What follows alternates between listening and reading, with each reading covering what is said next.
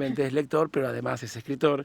Y vamos a recibir a Emilio Di Tata Royberg. Emilio, muchas gracias por aceptar la invitación y venir a charlar un poquito de libros aquí a Bitácora. No, gracias a ustedes, que es lo que más me gusta, hablar de libros. Bien, por supuesto que... Gracias, Martín, Camila. No, de nada. Nosotros lo que digamos, nos pareció que hablar de libros siempre es importante, simplemente porque partimos de una cuestión lúdica, nos gusta leer, nos gustan los libros.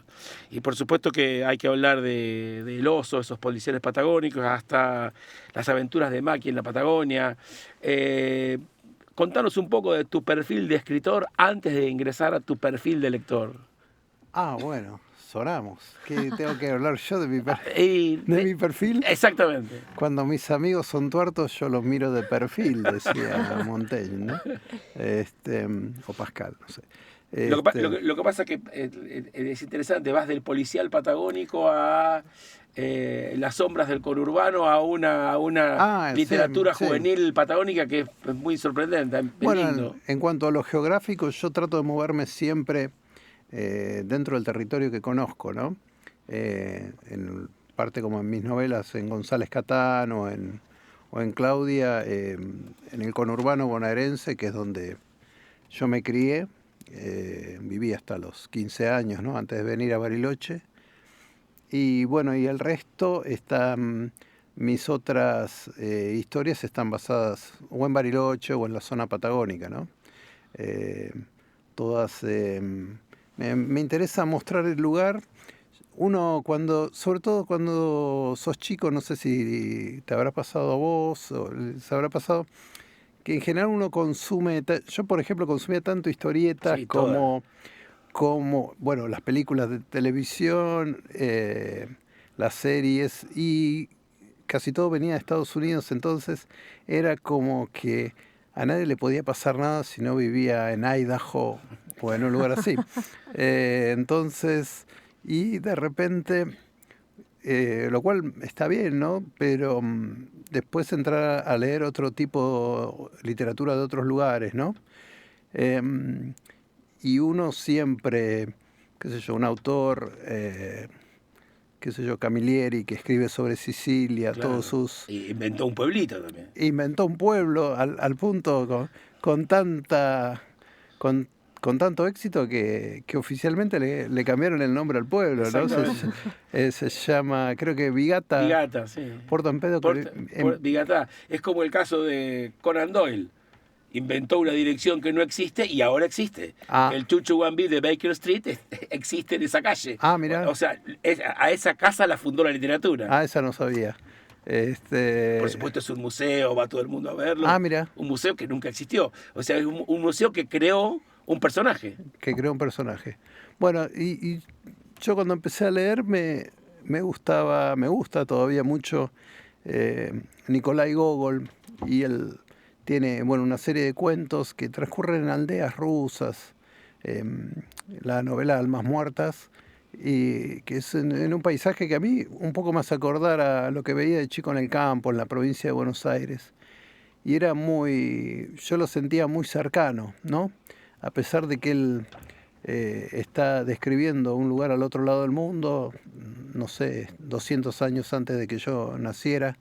Entonces, y a mí me dije, bueno, cuando empezás a escribir, digo, bueno, voy a empezar a escribir tratando de yo mostrar el lugar donde vivo, ¿no? Que es muy interesante también. O sea, Gogol fue una de tus influencias. Sí. Y por ejemplo, cuando pensás en el policial patagónico, ¿leíste, supongo, a Chandler o a...? No soy lector de policiales. ¿No te gustan los policiales? Mirá, siempre imaginé que sí. No, vos sabés que me regalan novelas policiales y casi siempre no las leo. Me regalaron al sueco que... Mankel, la verdad. ¿no te gustó? Pero nombraste a Camilleri recién. No, Camilleri sí. Camilleri inventó al comisario Montalbano que se las trae. Camilleri sí me gusta mucho sus novelas y las series de Montalbano también. Pero te digo, me gusta más por el aspecto humano que por... a veces miro... Más que por el acertijo policial. Sí, no, porque el acertijo policial yo te aseguro me pierdo. Antes de llegar a la mitad de la novela no me acuerdo quién es tal o cual personaje. Lo que pasa es, por ejemplo, en el caso de Camilleri, Vos me habías dicho que venga para hablar de algún libro, y yo no lo había preparado para nada, Camille, pero me encanta la relación entre los personajes, los tanos, que se empiezan a gritar, ¿no? Que a nosotros nos resulta muy familiar, ¿no? No, pues, cualquier cosa, le abren la puerta un poco fuerte y ya pierde la chaveta. Y vos sabés que una de las cosas que más me gusta de Camilleri es cómo retrata los almuerzos en esa cantina que va donde va siempre. Claro, sí, Me encanta el tiempo que invierte el autor sí, sí. y el protagonista en decidir qué va a comer. Sí, sí, Y te explica la comida, el plato, y qué quiere de primero, qué quiere de segundo. Es un gourmet, sí, sí. Y eso es casi tan atrayente como el enigma que está tratando de resolver. Sí, sí, a mí realmente me gusta, bueno, la mirada irónica que tiene él, y bueno, otros, pero la verdad es que no soy, me gusta mucho Georges Simenon, Clásico también. es un clásico, y tiene la serie de novelas del comisario Maigret, y después tiene una que él la llama novelas duras, que son casi siempre historias de gente, digamos, de todos los días, donde a veces hay un crimen, pero si hay un crimen se ve de entrada quién es el autor. No hay un misterio en el sentido de quién hizo esto. El misterio en todo caso es narrativo. El misterio, claro, es qué va a pasar después, ¿no? O uno ve a alguien cometer un asesinato y decís, bueno, ¿cómo va a zafar de esto? Y te consulto, pero más allá de esto que estás mencionando, que bueno, te gusta inspirarte en el lugar donde vivís y demás, pero si no lees policiales, ¿en qué te inspiras también más allá del Bariloche? No, yo leo de todo el mundo, digamos.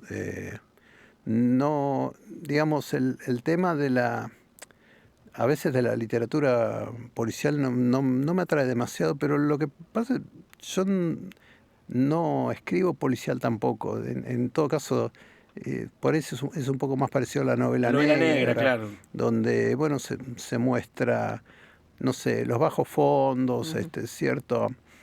En el caso del oso, de la serie El Oso, que ya van 3 y media, ¿no? Porque tengo el oso 4 lo tengo en el tintero. La mayoría de los transcurren en un ambiente de obras de construcción, entre la gente que labura ahí, obreros de un lado, de otro, algunos que, muchos de ellos que han estado presos y Claro.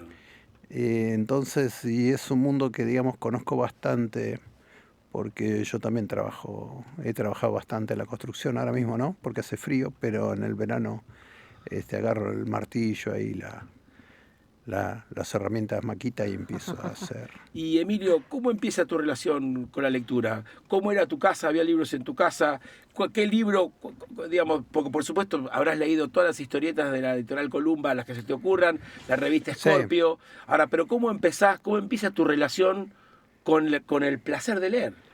No, sí, las historietas leía, mi tía me leía bastante también, y no había libros, no había gran cantidad de libros. Mis padres, la verdad, trabajaban mucho. Cuando yo era chico, los dos no eran lectores en ese momento. Yo por lo menos no lo recuerdo.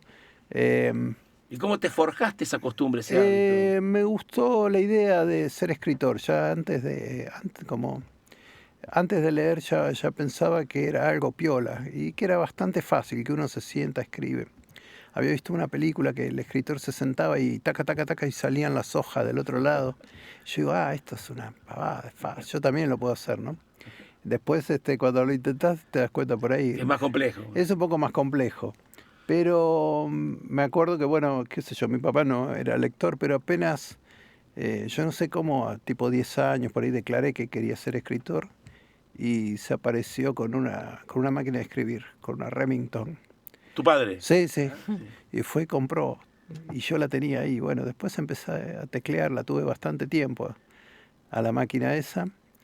Mi mamá me enseñó a escribir con todos los dedos, ¿no? Para escribir un poco más rápido. Sino como el sumariante, ¿no? En la comisaría que escribe con 2 dedos. Con los nomás. índices. Claro. Y bueno, empecé. Y lo primero que hice cuando, digamos, a esa edad, no sé, se me antojó ser escritor, es empezar a leer. ¿Y por dónde empezaste? En mi caso personal fue a la biblioteca ahí donde vivía, en La Ferrere, en La Matanza, y había una sola biblioteca que era la la del Colegio Cristo Rey, y yo no iba a la escuela esa, entonces no podía retirar libros, pero podía ir a leer. Entonces, O sea, ibas a leer a la biblioteca. iba a leer a la biblioteca, sí. Bueno, después empecé a comprar una colección que salía, que se llamaba Mis Libros, que era de Hispamérica, que traía Julio Verne. Me acuerdo que uno de los primeros que leí ahí completo fue uno que se llamaba El rojo emblema del valor, de Stephen Crane, que era sobre la guerra civil en Estados Unidos. Y bueno, lo que, pensándolo, lo hablaba con otra persona hace poco, que no eran libros para niños. O sea, era una colección que estaba pensada para chicos porque venían con dibujos, los de Julio Verne. Tenían grabados muy lindos que se hacían, pero no eran libros infantiles. O sea, no había libros. O sea, libros infantiles eran para nenes chiquitos que estaban aprendiendo a leer, pero eran libros de adulto, y uno ya arrancaba, digamos, no había un autor condescendiente que trate de escribir fácil para que el nene lo entienda. Para que vos lo entiendas, claro. O sea, había qué sé yo, empiezo a leer, me acuerdo, Viaje al centro de la Tierra, el personaje, creo que era Hans, Verne. Sí, uno de los personajes era impasible. ¿Qué es impasible? Claro. Entonces, chao, agarrás el diccionario y entras a buscar, y bueno, y vas, digamos, uno tiene que, también como decían alguna vez Oscar Wilde, no hay que hacer la literatura popular, hay que hacer al pueblo, hay que elevar el nivel, digamos. Claro. No hay que hacer la cultura popular, hay que hacer el pueblo más culto, ¿no? Claro. Entonces, pero ahí te hiciste amigo de la lectura, de los libros. ¿Eras un lector ordenado, anárquico? Me refiero a los temas. No, leía sobre todo novelas, sí, literatura. Sí, bastante. Leía lo que me... ¿Y después del libro de Crane, qué te acordás que leíste? Después de Verne, por ejemplo. No, leí varios de Verne. Leí uno que me gustó mucho, que era un alemán que se llamaba la historia de Peter Schlemil, que es uno que vende la sombra y pasa varias aventuras. A veces lo compro y lo regalo para chicos que están empezando. A mí me gustó mucho, ¿no? Y en general los personajes principales... Bueno, y el primero que yo recuerdo, aparte de cuando se me metió esto de ser escritor en la cabeza, fue ahí en la biblioteca. La bibliotecaria le digo, quiero leer un libro. ¿De qué? ¿De aventuras? Y digo, no sé, un libro. Y me trajo Robinson Crusoe. Buen Entonces, comienzo igual.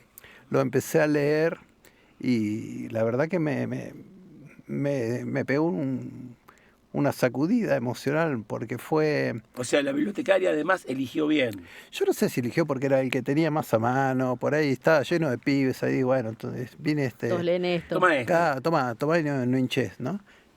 Pero bueno, en mi caso funcionó muy bien, porque yo veía ese personaje cuando recién de hecho, yo no sé si habría visto alguna película, o sabía de qué se trataba, era un tipo solo en una isla. Sí. Digo, no, esto no me va a gustar. Bueno, para no decepcionarla, digo, vamos a pegarle una leída a ver. Y me gustó mucho cómo empieza, que él creo que es el menor de 3 hermanos, y el padre, los 2 hermanos mayores de él o mueren o desaparecen en viajes en el mar. Entonces el padre le ofrece una vida cómoda, arreglada, pero él se tiene que quedar en el pueblo y él solo quiere viajar, ¿no? Solo quiere viajar, entonces se escapa, se toma un barco, se va de polizón. El barco el primer barco casi está por naufragar, y él reza, le pide a Dios que si él se salva, va a volver a su casa, a obedecer a su padre. Y después, cuando, pasa la tormenta, él se olvida de todo, se olvida de sus promesas, y yo digo, uy, este es igual que yo, ¿no? No quiere recorrer el mundo, no le hace caso a lo que le dicen los padres. En general sí hacía caso, pero bueno. Y entonces dije, bueno, esto es lo que yo quiero hacer. Así que bueno, después empecé ya a tratar de hacer algo yo parecido, ¿no? O sea, a medida que leías empezaste a escribir. Sí, empecé a hacer por lo menos borradores. Sí, algunos intentos, ¿no?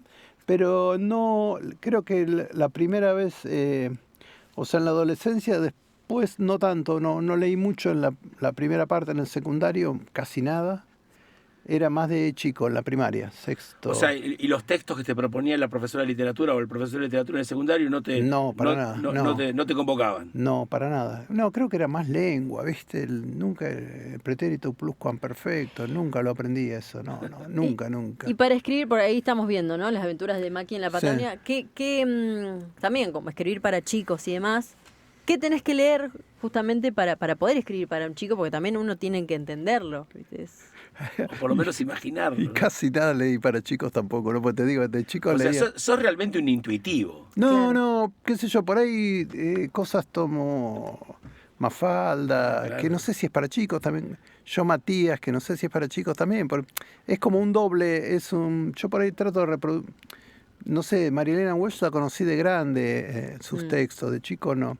Pero lo que me dio, empecé a escribir realmente fue cuando vine a Bariloche y tuve una profesora, Mariana, en cuarto año, que ahí sí ella sí, lo que nos trajo, a mí me gustó. ¿Te gustó la propuesta? Me gustó la propuesta. ¿Y te acordás gustó. qué textos te llevó? Bueno, ella empezó a leer partes seleccionadas del Quijote, por ejemplo, de García Lorca.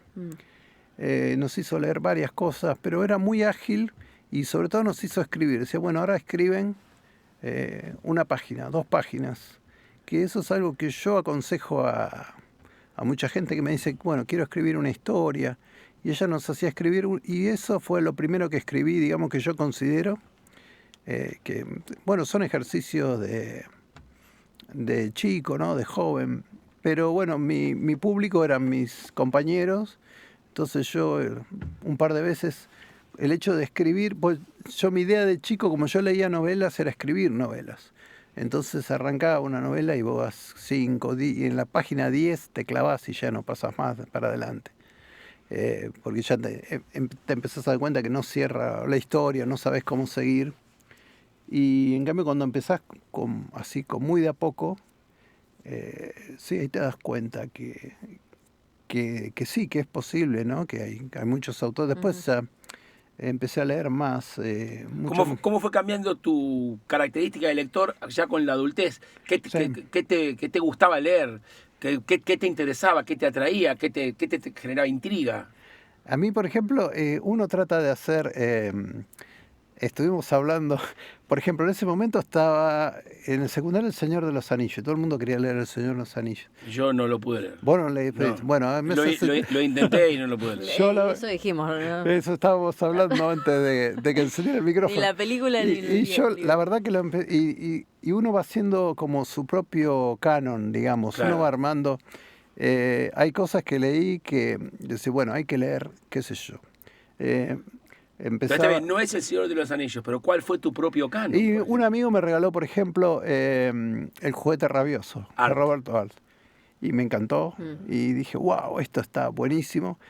De Alt te lleva a Dostoyevsky, porque sus críticos decían que él traducía Dostoyevsky al lunfardo, ¿no? Y bueno, Dostoyevsky a otros escritores rusos, Turgenev, Gogol, que ya te mencionaba. Sí. Pero ¿te gustó el estilo de Art? Me gustó mucho, sí. Sí. ¿Y seguiste también a sus aguafuertes? Las aguafuertes sí, son como... Es diferente, ¿no? Nunca me enganché tanto, o sea, me gustan en el sentido de que son breves y son narraciones de ese momento. Algunas me las acuerdo, pero me acuerdo sobre todo Los Siete Locos y el Juguete Rabioso, ¿no? Son personajes muy... Sí. La verdad que yo a veces, no soy, te digo, yo no soy anti-norteamericano ni nada, pero por ejemplo, por el hecho de decir, se le da una importancia, qué sé yo, para mi gusto, ¿no? Porque alguien lo escuche va a decir... Está sobrevalorado por ahí. Pero, por ejemplo, el Guardián del Centeno de Salinger, qué sé yo, un rebelde, yo digo, está al lado de Silvio Astier, claro. No está ni para servirle el café, pero... Bueno, qué sé yo, no es... Bueno, lo que pasa es que Silvio Aster es el personaje. Es un personaje. Sí, es un arquetipo. Aparte es una basura. Claro, una porquería. Y uno lo siente y después, como... Bueno, está bien, y su contracara es Ergueta, que es casi peor que él. Ergueta, El claro. farmacéutico. Ergueta, el farmacéutico, Y, sí. y cuando lees un libro y no te gusta, ¿lo dejas? Sí, casi siempre sí. Y más cuanto más pasan los años. O sea, he leído cosas que a mí me parecían plomazos. Ese momento que los terminé, pues decía, bueno, hay que leer a tal autor. No voy a decir el nombre porque por ahí a otra persona le gusta. Solamente nombrar los que te gustan y listo. Claro, pero, y bueno, llega un momento que ya después decís, no. Y mira. después de Art, ¿qué seguiste? No sé, imagino, estamos hablando Lo que pasa que argentino, ¿te gustó Sábato, te gustó Borges? me gustó mucho Borges, sí. Por ahí mucha gente dice, oh, yo no lo entiendo a Borges. Tampoco tenés que entender todo. Yo lo leí a los 17, 18 años. No entendés todo, pero sí, sí es muy... A mí me gustaba y me gusta todavía. Sábato, en lo personal, ¿no? Por ahí tiene un tipo de literatura...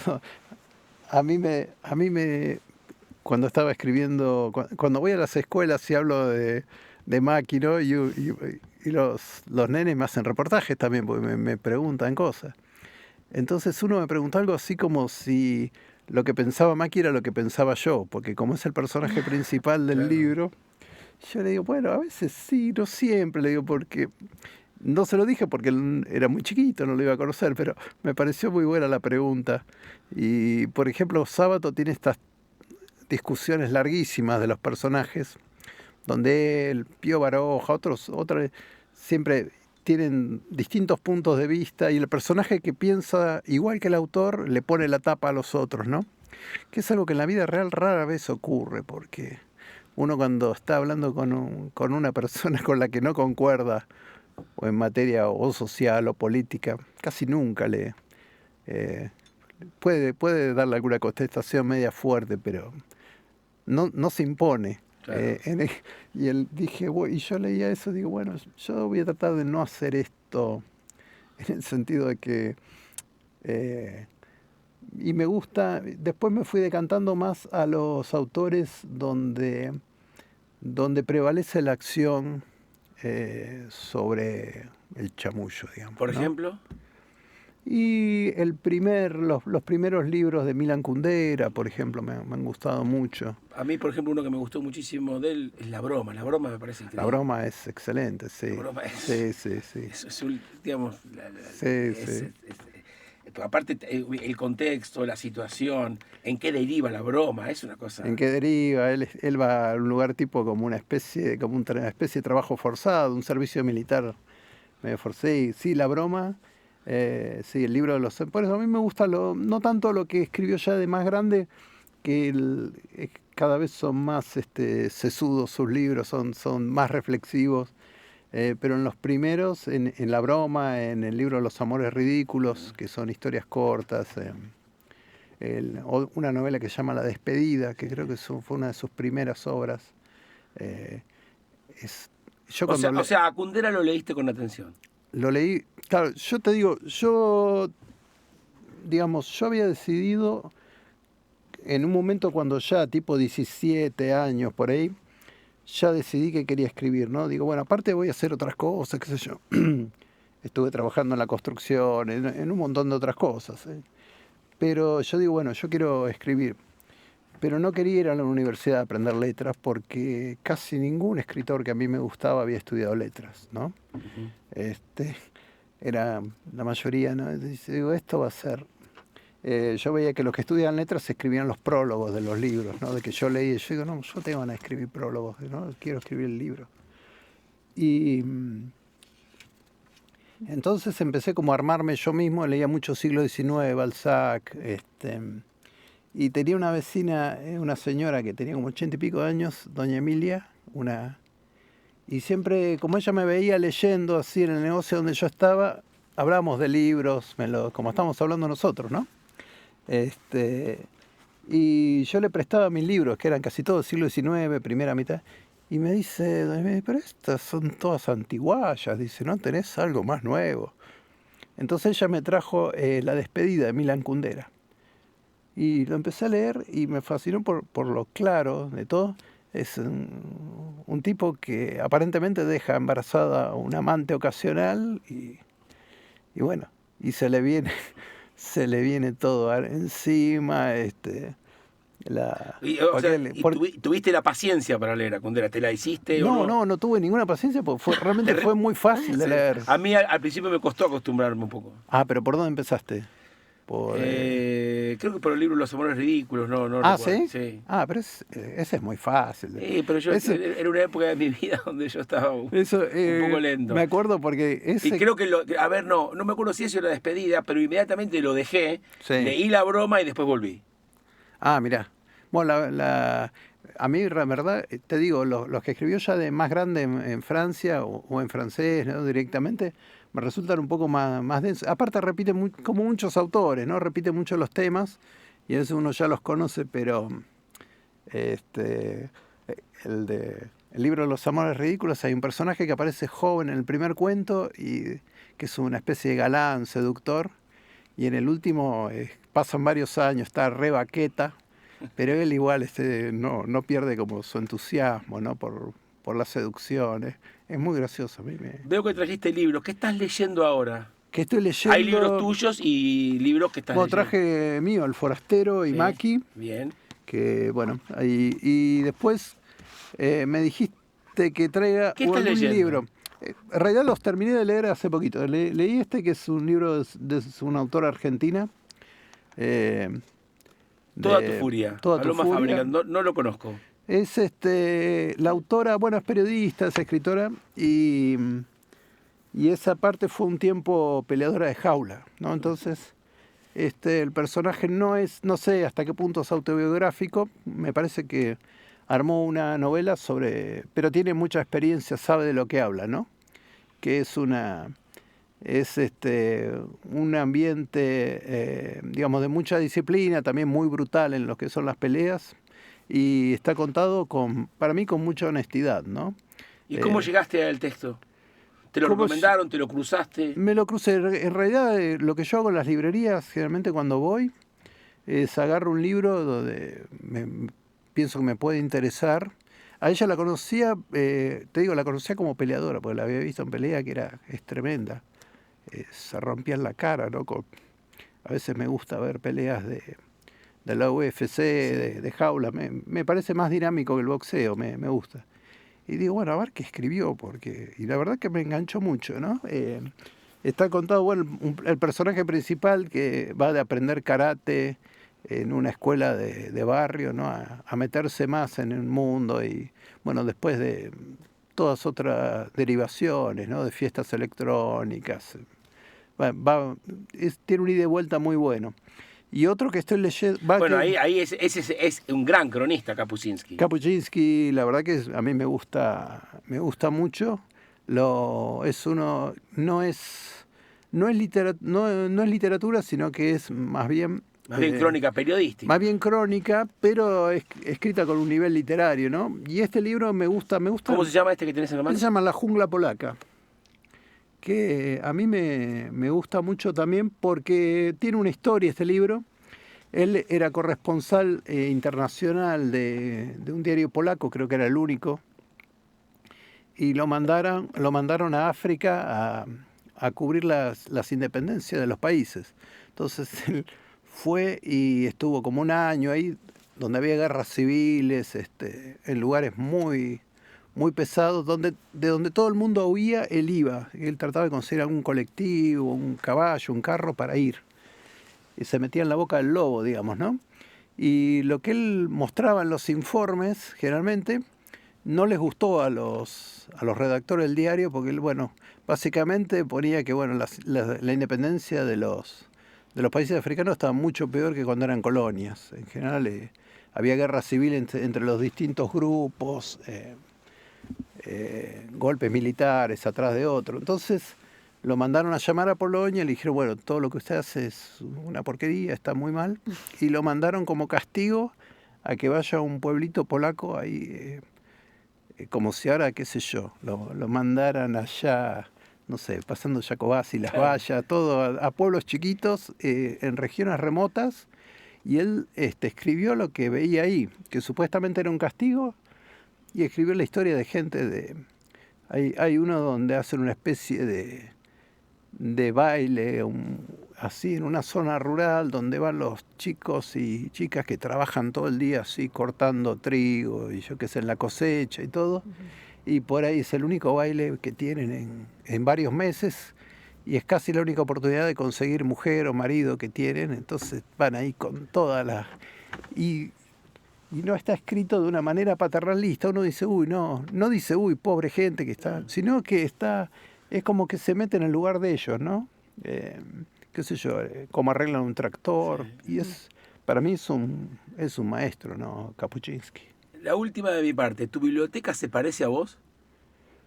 Puede ser, sí, están los libros, no están muy ordenados, están bastante desparramados, sí. Emilio Di Tata Roigberg, ha sido un enorme placer este ratito aquí con Bitácora para hablar de libros. Bueno, y te agradecemos mucho que hayas venido. Y con tus libros, está Forastero, bueno, la Maki en la Patagonia. Sí, Forastero, que bueno, estamos ahora en proceso de edición de la segunda parte de Forastero, que no tuve la oportunidad de mencionártelo, pero bueno, está basado en el Estrecho de Magallanes, en lo que ahora es Punta Arenas, Ushuaia, Tierra del Fuego. ¿Y para cuándo va a estar la...? Y ahora calculo que en 1 o 2 meses ya está la segunda parte, ¿no? Bien, tenemos una excusa para volver a invitarte. Bueno. Emilio Di Tata Roigberg, muchísimas gracias por este ratito aquí en Bitácora para hablar de libros. Gracias a ustedes, chicos. Un placer. Bien, son las 18:16 minutos. El pregón dice que estamos atrasadísimos. Conviene quedarse después de la pausa porque lo eligió usted. Y hay 2 veces bueno esto. Porque uno es Radiohead y el otro, el tema, es Creep. Como siempre, Radio 6 es tu compañía e información. Con el aporte de su comunidad de oyentes